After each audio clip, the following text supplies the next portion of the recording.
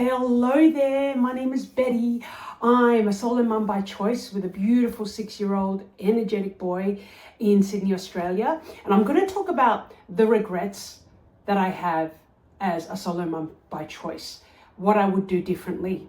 To tell you the honest truth, it's really hard to find any regrets, but I'm going to talk through my thoughts about it anyway, because I know a lot of people ask me, what would you do differently? And I always find it really hard to answer.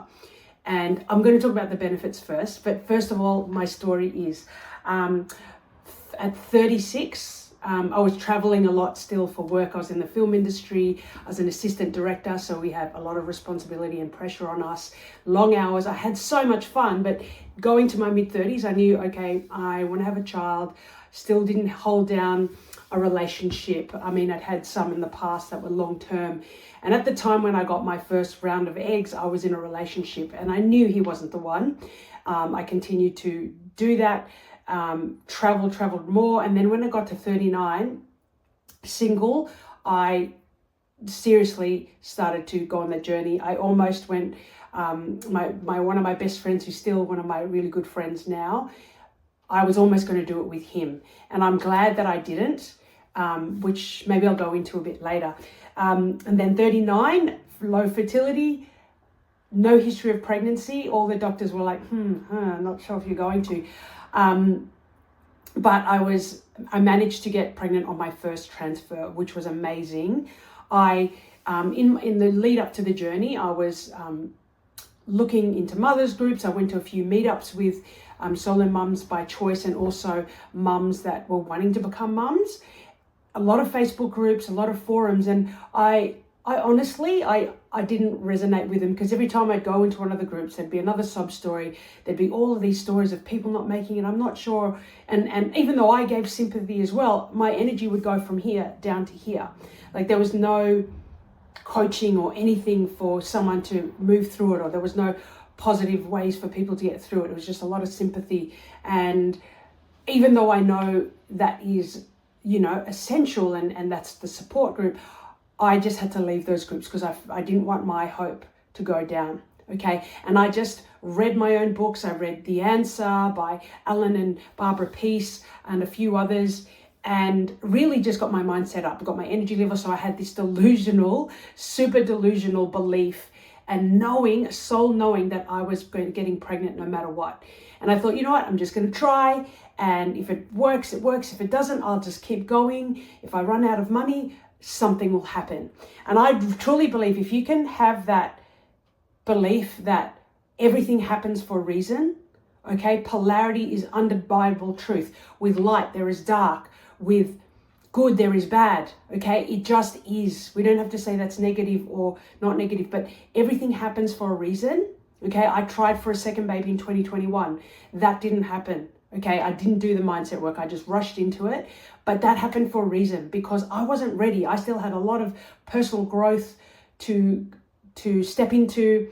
I started a network marketing company, which I still have. That's allowed me to free up myself to do this YouTube channel.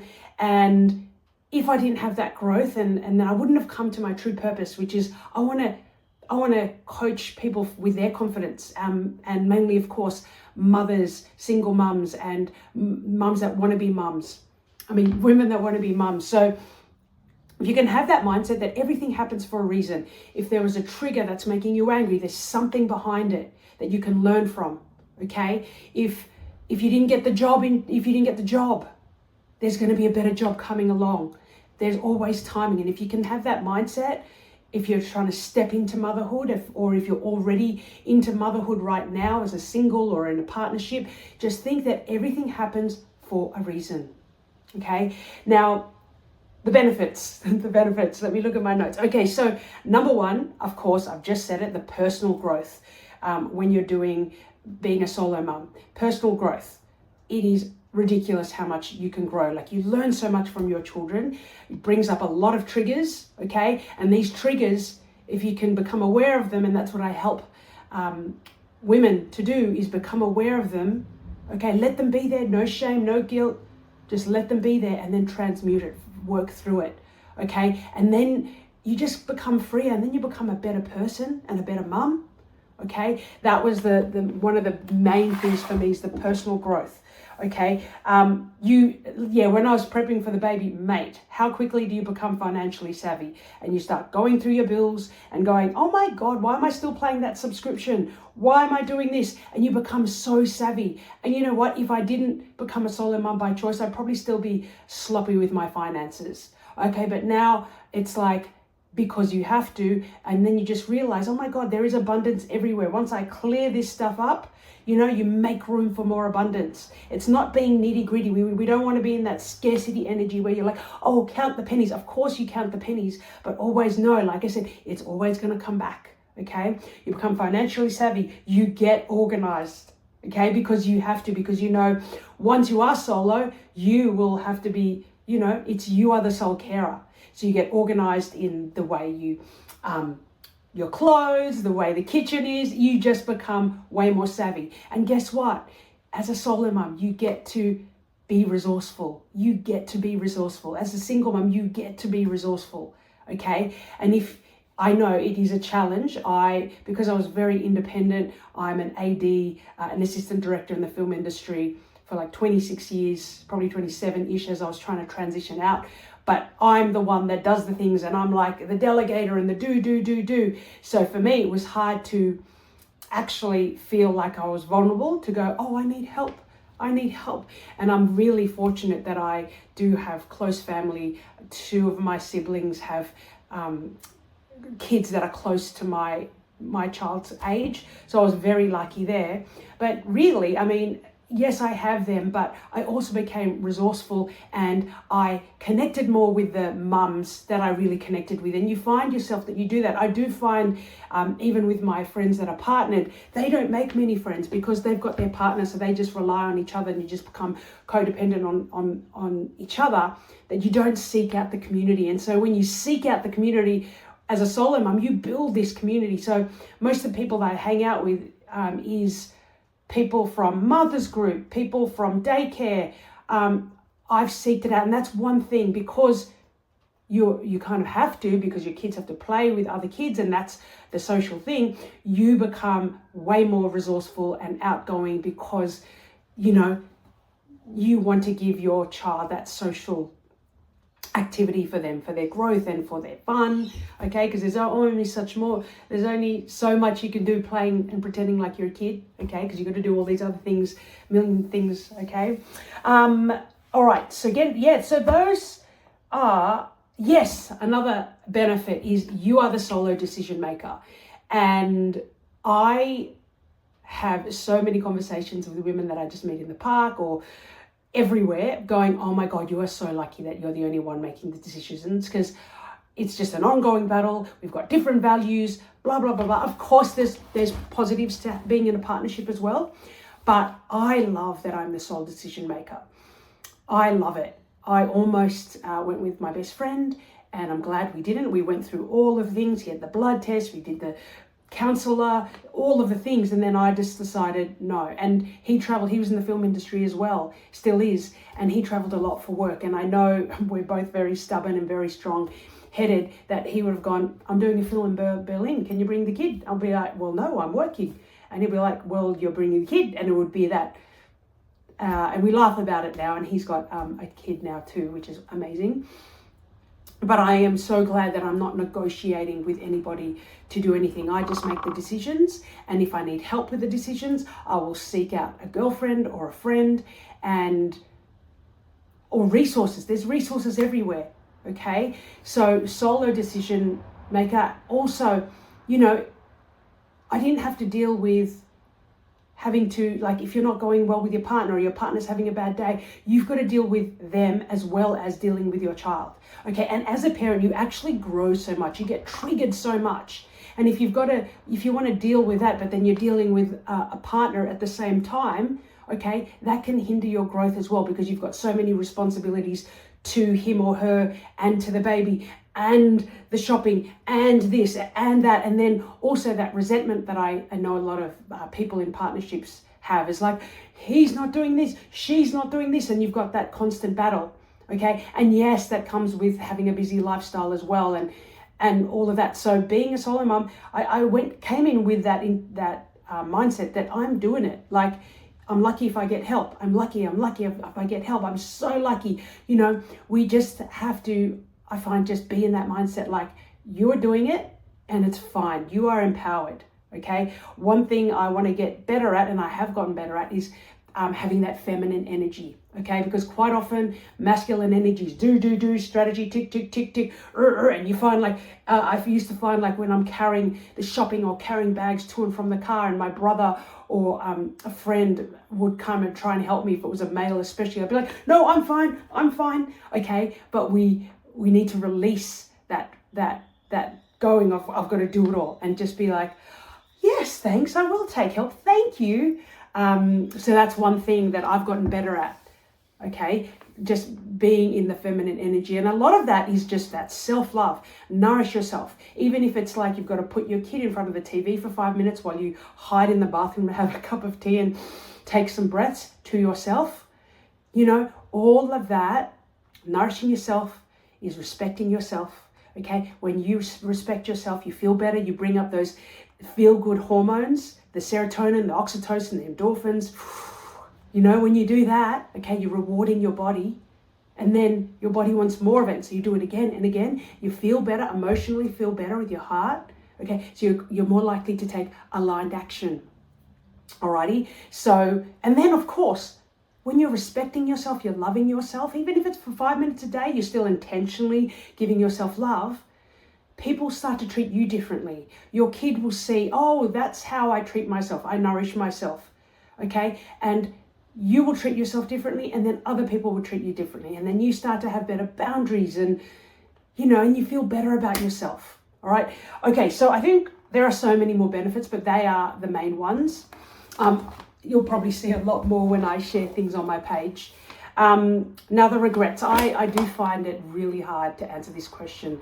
A woman a few weeks ago asked me, what's your regrets? And I was like, I don't know, but I came up with, I wish I became an entrepreneur earlier. I wish that I stepped into the network marketing business. I wish I just found that earlier. When I did start on the journey, I did do a few entrepreneurial things, like I started selling on Amazon USA with customized products that I got manufactured in China, etc. But I just wish I started my inward journey earlier, okay? But then again, like I said, everything happens for a reason, okay? The timing was probably perfect for me. I do believe that everything happens in the correct, perfect timing.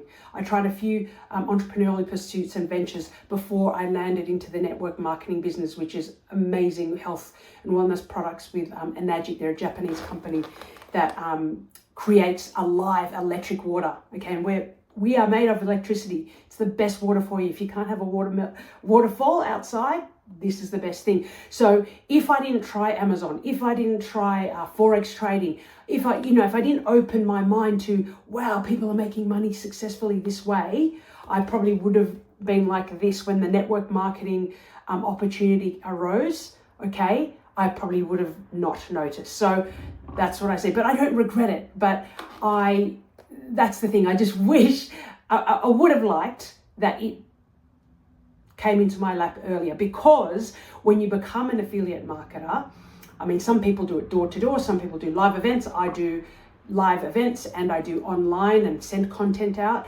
but it requires you to be on camera. It requires you to share vulnerably and authentically online.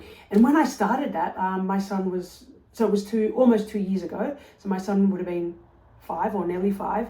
2023, June, July, it requires you to share online, and it's like, how oh my God, who am I? And you get all awkward on camera. I was scared of who was going to judge me. I was looking for validation, like how many likes have I got, or what are people going to think? And then I wouldn't post. But this forced me, let's say, because I want to be successful in this company and make those 4-figure commissions, and I did. On my first sale, I made $2,153, and I had to just pull through that fear and work on my insides and be like, what's bringing this up? More self-love, I started meditating, all of those things, but it made me go inside, inward journey to realize, where is all this coming from? Okay, and releasing it. Okay, and you become freer. And then I got to know who I am truly. And of course, I'm still discovering who that is. And then I love that I can pass that on to my son. Okay, and yeah, so I'm trying to find a regret. It's not really a regret, but if I found network marketing or being a personal brand online earlier, I would have been, would have been amazing. But that led me to this, when I fully realized that, oh my God, I want to help women with their confidence. And then I had to start posting 2 weeks ago, probably 15 days ago. And then I was posting about confidence and letting go of trauma, because when you let go of trauma, you start releasing your vibration and you're higher and you attract more like and like. And as I was posting, and then a couple of women reached out to me and they were talking about they're going on their IVF journey, and then it suddenly clicked for me. I went, oh my God, this seems so obvious. How come I didn't realize that? I'm here to help women be confident in feeling their worthiness to have a baby. Because in the past, when I first, when Opie was really young, a lot of women came to me then, and I know at least 3 or 4 that didn't even try. They didn't even try. One of them said, I don't want to even try because I don't want to be disappointed, so I'm not going to try. And, oh, I'm too old. And I'm like, some of them were younger than me. I'm too old. And if I was ready then, and I had that strong mindset and that identity that, yes, I can help people, I would have been able to help them. But I guess that's the journey. That's why I have really no regrets. Like, it's all happening for a reason. I had to build up my confidence and embody the techniques that I'm learning before I could step into that new identity. So what's another regret? I actually don't have any, okay? It's really hard because I do believe everything happens for a reason. So I hope this has helped you. If you do want help, or you wanted someone to talk to, I'm just starting to make modules and easy. I'm going to be doing guided meditations, to rewire your brain, because we have 60 to 70,000 thoughts in our head going around every day. Okay. And most of them, Dr. Joe Dispenza, he's done lots of research with his team. 90% of those thoughts are the same ones you thought of yesterday into today. And so imagine what your future is going to be like if you're just going to keep sleeping the same thoughts. And most people don't speak nicely to themselves. I didn't. Okay. Especially with the belief around money. A lot of people don't have good mindset when it comes to money. And you think of money, oh, I don't have it, or scarcity. Okay. We can rewire that and change it. Okay, so I'm here to help you there. So I'll be putting out more resources. So subscribe here. I've only just started, but I'm really excited. I couldn't sleep last night. I was up till like 3:30 because another idea would come, and I was just writing all these notes down, and I was trying to go to sleep, but every time I try, something else will pop up. So anyway, I hope that helps you on your journey, and love and light to you.